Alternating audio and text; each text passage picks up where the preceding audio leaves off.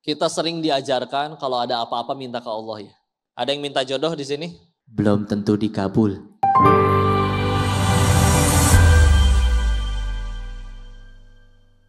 Kalau diterjemahin apa insecure? Kurang pede ya? Kurang pede ya.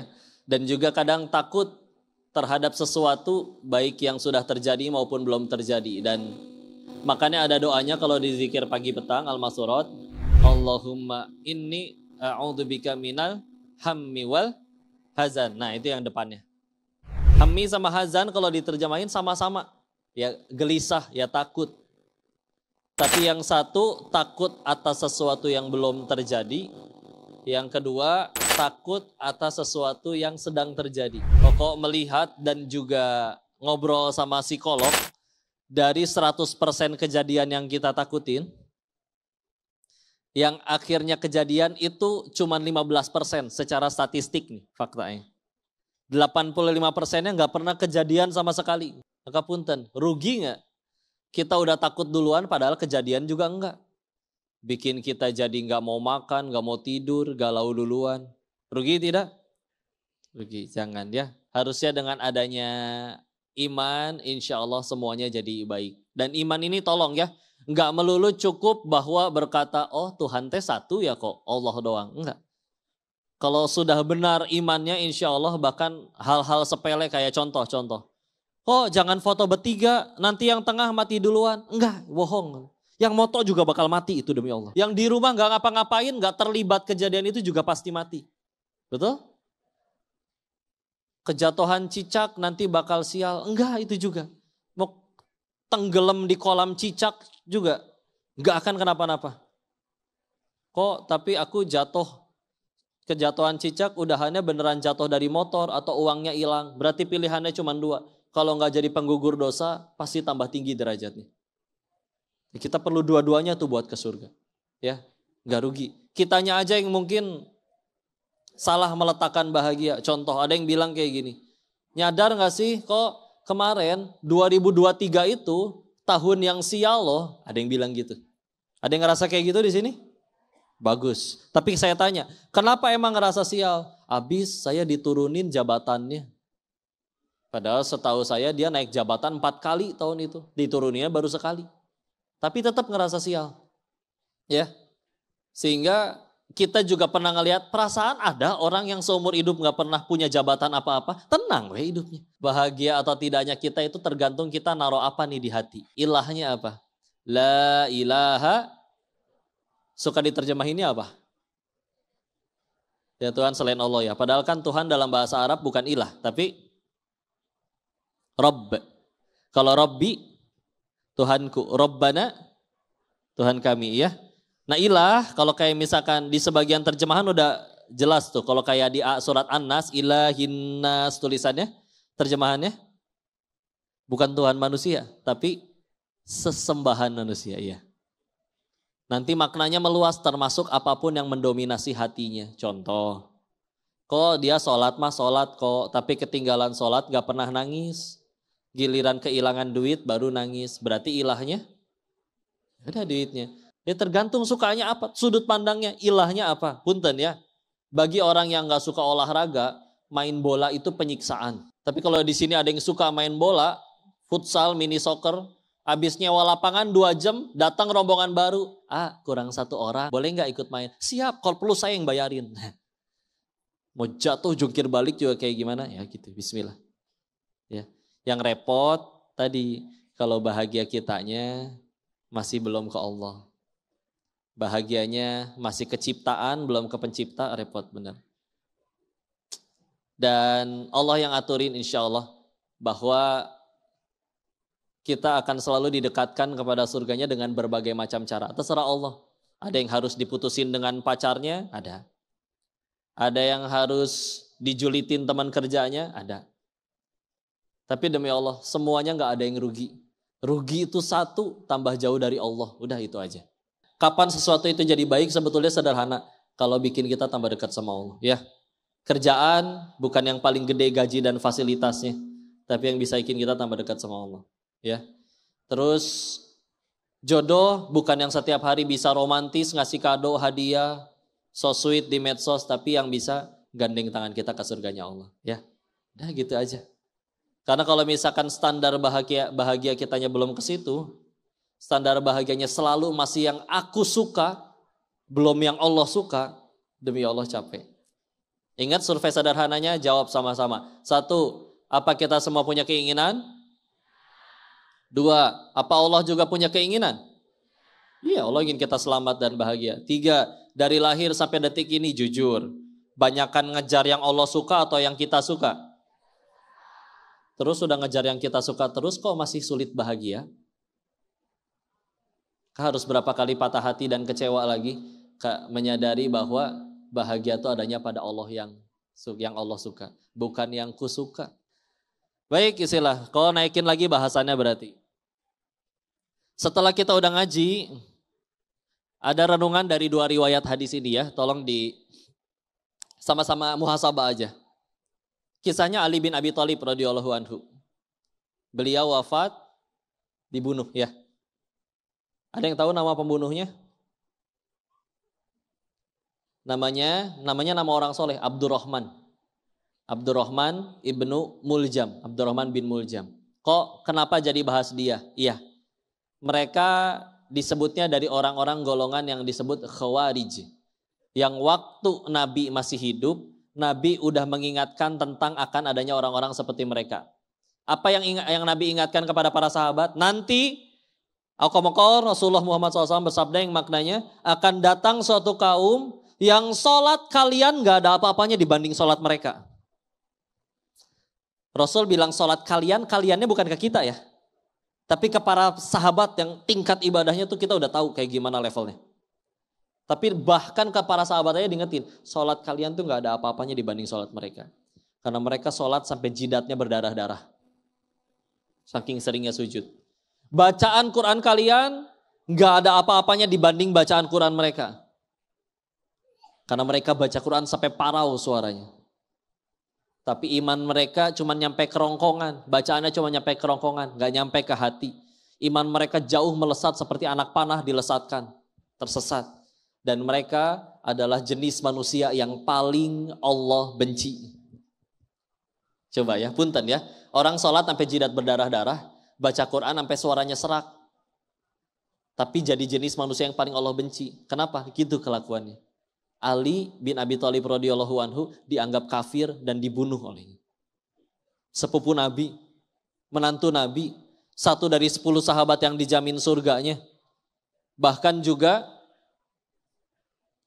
1 dari Khulafair Rasyidin, ya. Dianggap kafir, nekat itu berani-beraninya, ya. Bahkan ini yang pembunuhnya tadi ya. Ketika akhirnya dihukum, dipotong dulu kedua tangannya. Pas dipotong kedua tangannya, anteng, nggak bunyi sama sekali, biasa aja. Sambil zikir aja terus, biasa. Dipotong kedua kakinya, diem, sambil zikir aja terus. Saya di jalan yang benar, potong aja, nggak rugi. Saya lagi jihad ini, mikirnya kayak gitu. Giliran lidahnya mau dipotong, baru dia mohon-mohon berontak nggak mau dipotong. Ditanya dong sama yang eksekusi, kenapa nggak mau? Kaki tangan dipotong biasa aja kok dua-duanya. Ini lidah sepotong daging. Kecil, apa jawaban orang itu? Aku tidak mau mati dalam keadaan tidak berzikir kepada Allah. Gak cuma ahli Quran, ahli sholat, ahli zikir gak mau berhenti. Tapi sekali lagi, paling dibenci sama Allah. Tetap tersesat. Ya. 1 hadis itu selesai, renungkan hadis selanjutnya. Suatu ketika Rasul dan para sahabat ngumpul di masjid, dan tiba-tiba beliau berkata, akan datang seorang ahli surga. Nah ini lebih terkenal hadisnya. Datang seorang sahabat yang ya bapak-bapak.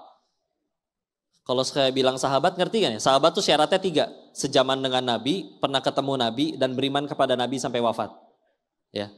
Jadi kalau dibilang sahabatnya bukan ya teman-teman. Kalau kayak kita mah mungkin teman satu grup WA gitu ya. Bukan ya. Tapi syaratnya 3 tadi. Ketemu, sejaman, dan beriman kepada Nabi. Jadi kalau ketemu sejaman gak beriman, Abu Jahal bukan sahabat. Sejaman beriman gak ketemu, contoh Uwais Al-Qarni juga bukan sahabat. Ya, syaratnya 3 tadi. Datanglah sahabat ini bawa bapak, jenggotnya basah, habis wudhu. Terus para sahabat yang lain gak kenal, bahkan di hadis itu aja gak disebutin namanya siapa. Bukan sahabat-sahabat yang masyhur namanya kita kenal. Dan Nabi mengulangi itu 3 hari berturut-turut. Kita tahu akhirnya anaknya Amr bin As, namanya Abdullah, izin ke orang itu, aku boleh gak nginep di rumah kamu? Bilangnya mah ada masalah sama orang tuanya, nginep. Niatnya pengen tahu amalannya apa, sampai Nabi sebut beliau 3 hari berturut-turut sebagai ahli surga. Singkat cerita nginep, diperhatiin, kadang tahajud, kadang enggak, bukan ahli tahajud. Baca Quran, ala kadarnya, bahkan hafalannya tidak tergolong sahabat yang banyak hafalan. Sampai 3 hari akhirnya nyerah, terus bilang, sebetulnya saya gak ada masalah sama ayah saya. Saya cuma penasaran pengen tahu amalanmu apa. Sampai Nabi sebut engkau 3 hari berturut-turut sebagai ahli surga.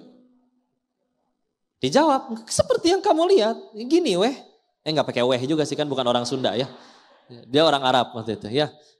Ya begini aja. Aku nggak nambah-nambahin, aku nggak ngurang-ngurangin kayak yang kamu lihat. Tapi aku tidak pernah iri dengki terhadap nikmat yang orang lain dapatkan. Aku tidak pernah ingin nikmat dia orang lain hilang. Aku juga selalu memaafkan siapapun yang menzolimi aku, sebelum aku tidur sudah aku maafkan. Kalau kita bilang bahkan punten ya, ibadahnya standar tapi nyampe ke hati. Ya. Sehingga kok suka ngerenungin ya. Kita ngaji sejauh ini teh udah ngubah kita jadi manusia kayak gimana? Ya. Karena kalau sebetulnya kita ditanya indikator kita ngajinya udah sukses atau belum, salah satunya punten. Ternyata kan tujuan ngaji itu buat makin tahu kekurangan diri, kelemahan diri. Bukan makin jago nyari kelemahan orang lain. Apalagi sampai bermain jadi hakim. Yang gitu tuh kok jenis-jenis yang diazab, yang ke neraka, yang bla bla bla. Ya. Sehingga setiap kali kita dikasih was-was oleh syaitan pulang ngaji nih, ketemu sama orang yang maksiat depan mata, setan main tuh. Lihat tuh, gak sesuci kamu. Udah gak usah. Aku juga kalau gak ditolong Allah gak nyampe sini. Betul? Bu, berapa kali ibu sen kiri belok kanan tapi gak celaka-celaka bu? Jujur. Hah? Iya kan? Lebih sering celakanya atau selamatnya? Tuh kan yang celaka yang belakang kagok ngeliatin ibu. Nah gitu, ras terkuat di muka bumi. Maaf bu ya, Masya Allah. Tapi ya sekali lagi gitu ya, ngubah kita jadi kayak gimana? Ayo. Makin ngaji, ya makin taat ibadahnya. Bukankah salah satu fungsi sholat? Ya Quran surat 29 Al-Ankabut ayat 45. Inna sholata tanha anil fahsya wal munkar. Pas itu pergantian juz. Ya kanan bawah. Sesungguhnya sholat itu mencegah dari perbuatan keji dan munkar. Jadi kalau salah satu ciri orang ya ibadah, yang ngaji, ya sholatnya berhasil. Gak mau dia. Di riwayat yang lain, di hadis riwayat Imam At-Tirmidzi, salah satunya makin tinggi keimanan seseorang cirinya makin meninggalkan sesuatu yang gak bermanfaat bagi dirinya. Dan juga ya udah ini makin kejaga ya. Ingat cerita dermawan dan kambing dan Pak Kiai? Ulangi ya. Ada orang dermawan dapat rezeki, belilah kambing. Minta tolong Pak Kiai, Pak pangpotongin Pak Kiai, bagiin ya ke semua masyarakat. Tapi request dong, aku minta bagian dagingnya, bagian kambingnya, tapi yang terburuknya aja nggak apa-apa. Potong bagiin masyarakat ke bagian Pak Kiai, setor ke rumah Pak Dermawan, dikasih plastik, ini yang tadi kamu minta. Begitu dibuka plastiknya isinya hatinya sama lidahnya. Besoknya Pak Dermawan beli kambing lagi dapat rezeki. Minta Pak Kiai, potong lagi ya Pak Kiai, bagiin lagi ke masyarakat. Tapi beda dong, kemarin saya udah minta bagian terburuknya. Sekarang saya minta bagian paling baik dari kambing ini. Oh udah kebayang tuh ya, dagingnya dan yang lainnya ya. Begitu beres dibagiin semua kebagian, datang ke rumah Pak Dermawan dikasih plastik, ini yang kamu minta. Begitu dibuka isinya ternyata hati dan lidahnya lagi. Nanya dong, kenapa sama? Pelajarannya ternyata adalah begitu juga manusia. Kalau hati dan lidahnya udah jadi baik, dia bahkan bisa menjadi sebaik-baiknya makhluk. Tapi kalau hati dan lidahnya udah bahaya, udah kotor, udah jahat, bisa jadi seburuk-buruknya makhluk. Izin Bu, contoh. Angkat tangan yang di sini pernah sakit hati sama kambing. Lewat depan kandang kambing, kurang ajar kamu ya? Enggak. Pernah? Ganti. Siapa di sini yang pernah sakit hati sama mulut manusia? Ya. Ada yang jawab semuanya malah, ya. Padahal harusnya lebih mulia mana, manusia atau kambing? Ya, manusia harusnya katanya punya akal. Ya tapi itu dia ya, akal gak didampingin iman, bisa lebih rendah daripada hewan. Karena seumur-umur saya gak pernah lihat kambing homo demi Allah. Sedangkan ya kayak gitu ada aja. Tapi ya udahlah ya, mudah-mudahan hidayah ini akan datang. Selain itu, yuk bismillah. Kita sering diajarkan kalau ada apa-apa minta ke Allah ya. Betul? Izin. Ada yang minta jodoh di sini? Angkat tangan, jangan ragu ya. Insya Allah. Udah ditandain? Yang minta jodoh, Koko pengen kasih satu fakta dulu ya. Punten. Belum tentu dikabul. Benar. Tapi nanti Koko jelasin kenapanya ya. Ada yang minta pengen kaya atau pengen jabatan atau punya kerjaan, ada yang pengen? Belum tentu dikabul juga. Bahkan izin ya, kalau di sini ada yang minta sembuh, baik untuk dirinya dan keluarganya, ibu saya sakit kok, kasihan, punten. Itu juga belum tentu dikabul. Beneran? Iya beneran. Tapi izin ya, bukan karena Allahnya jahat atau pelit. Ya tadi, ada yang dikabul dia jadi kaya, bisa jadi maksiatnya tambah banyak. Nggak usah dikasih harta sekalian sama Allah. Ada yang minta sembuh, punten. Yang sakit sampai wafat, punten. Bisa jadi dia nanti mensyukuri sakitnya itu karena bisa jadi lebih bersih daripada yang sehat tapi maksiat. Ya. Tadi kita udah sepakat kan? Kepahitan, mau sakit, mau diopname, mau nangis, mau menderita, mau nyenggol batu ini kaki waktu jalan ke depan. Kalau judulnya sakit, kepahitan, ujungnya cuma dua. Kalau nggak gugurin dosa, ninggiin derajat, udah itu aja. Demi Allah akan datang hari di mana dia bersyukur. Alhamdulillah ya Allah saya yang kanker, alhamdulillah. Daripada saya sehat tapi maksiat. Ingat di riwayat, singkat kalau di hadis riwayat Imam At-Tirmizi ya. Rasulullah pernah mengingatkan akan ada hari di mana ada manusia yang berharap menggunting-gunting daging tangan mereka sendiri. Ini tangan nih, ambil gunting ya. Ketika apa? Ketika dia melihat ada orang yang di dunia hidupnya pahit demi Allah. Tapi dia bersabar dan dia mendapat surga senikmat itu. Dia terus berkata, ya Allah, tahu gitu saya aja yang hidupnya kayak gitu.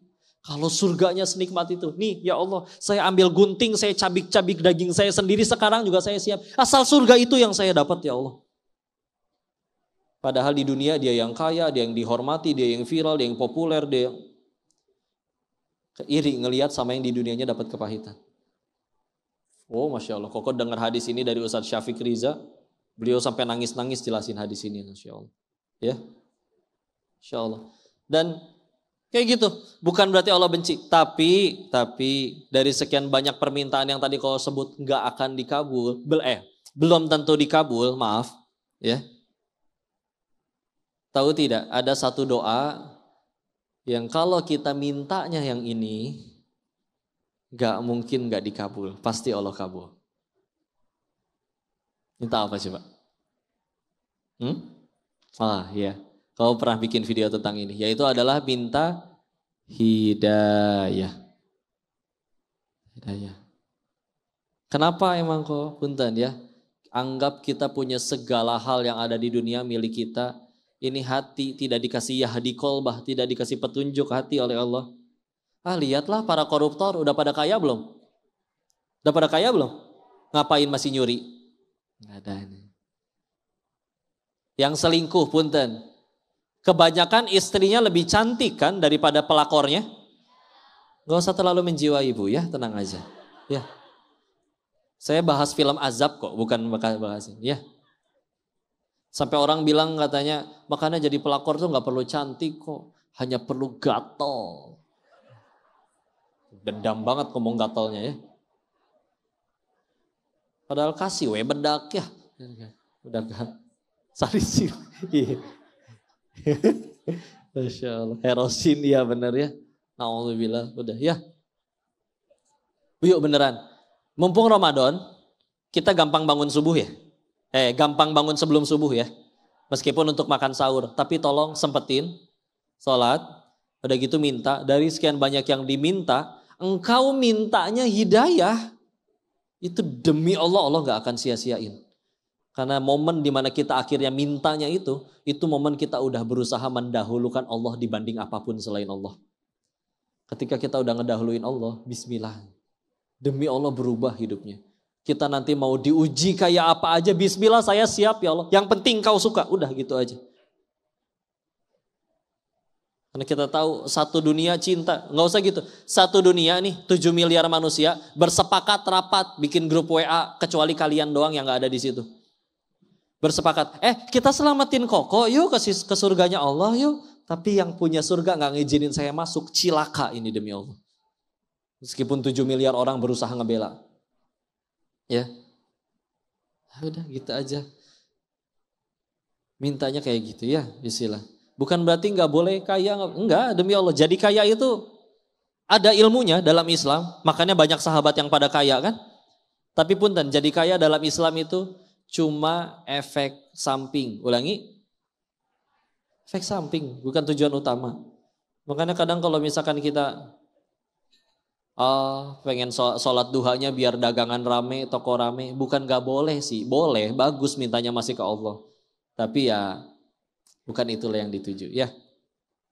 Sehingga punten, sampai pernah waktu itu ada yang nanya, kok kalau gitu aku kenapa waktu lagi belum Islam aku gajinya gede kaya? Katanya sholat ditolong Allah. Kenapa setelah akhirnya berislam atau hijrah ya uangnya habis lah dan yang lain-lain. Ya. Sedangkan di luar sana ada yang jelas-jelas lagi maksiat tapi tambah banyak duitnya. Pernah mempertanyakan kayak gitu? Kapunten ya. Koko bilangnya kayak gini, ibarat dia lagi ngukur suhu air, ngukur suhu pakai apa alatnya? Termometer. Ngukur suhu air di gelas, bukannya dicelupin termometer, dia malah nyelupin penggaris. Dapat nggak? Enggak, karena bukan itu alat ukurnya. Sama kayak kalau kita ngukur-ngukur ibadah kita harus dibayar pakai nominal, sebetulnya kalau kayak gitu aja kan harusnya Nabi manusia paling kaya, tapi enggak kan? Iya beliau kaya banget. Tapi sedekahnya juga luar biasa sampai pernah kehabisnya lagi. Sampai beliau lebih sering lapar daripada kenyangnya. Ya. Dan ada riwayat seperti ini, Nabi jalan sama para sahabat, nemu bangkai anak kambing cacat. Udah mah anak kambing, dagingan, cacat deh ya. Udah jadi bangke, bau. Diambil sama Rasul. Siapa yang mau? Lalu para sahabat sontak menjawab, itu hidup pun kami gak mau wahai Rasul.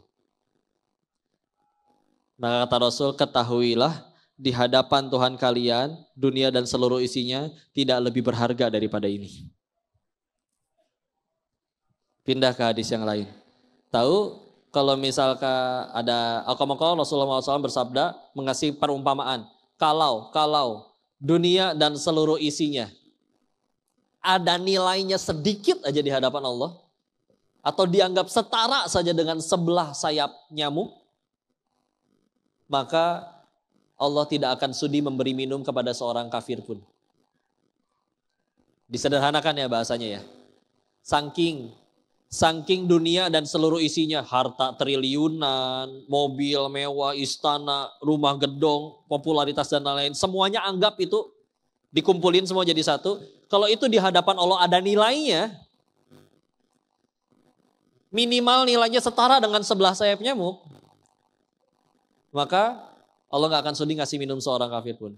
Tapi justru saking gak ada nilainya, makanya engkau mau kafir kayak gimana pun juga, tuh nih harta sana tetap kaya, tetap populer, tetap banyak yang naksir, tetap dipuja-puja orang. Sana silakan, gak ada artinya. Gini deh, kalian nyapu rumah nih, ada debunya gak? Buang ke depan rumah dong. Ya. Begitu beres dibuang ke depan, tetangga datang. Bu, debunya boleh saya minta nggak Bu? Kasih jangan? Kasih, enggak, ambil ya. Nggak ada harganya. Kalau itu ada harganya juga nggak akan saya buang. Justru nggak ada harganya saya buang. Dan punten ya, lihat bagaimana Rasul itu memilih kata ya. Pernah ada yang nanya, kenapa nggak pakai kata debu aja dibandinginnya? Kenapa sayap nyamuk? Punten, debu dikumpulin satu truk masih bisa dijual sama yang punya toko bangunan. Pasir, ya. Tapi kalau sayap nyamuk dikumpulin satu truk, jadi naon? Pak balak tak, ya. Itu dia. Karena nggak ada artinya, mangga silakan mau diapain aja, ya. Terus kitanya yang udah nurut sama Allah, ngukurnya pakai tadi. Mana nih sholat saya? Harusnya kan saya sedekah 10.000 kata Al-Baqarah 261 minimal dikali 700 kali lipat. Sampai bikin catatannya sedekah 10.000 Allah utang dikali 700. Kan kurang ajar. Ya. Sampai dibikinin film tuh dulu tuh. Bang Madid orang terlanjur kaya. Ya. Salah. Yang akan kita terima nanti di sisi Allah sesuatu yang jauh lebih nikmat dari itu.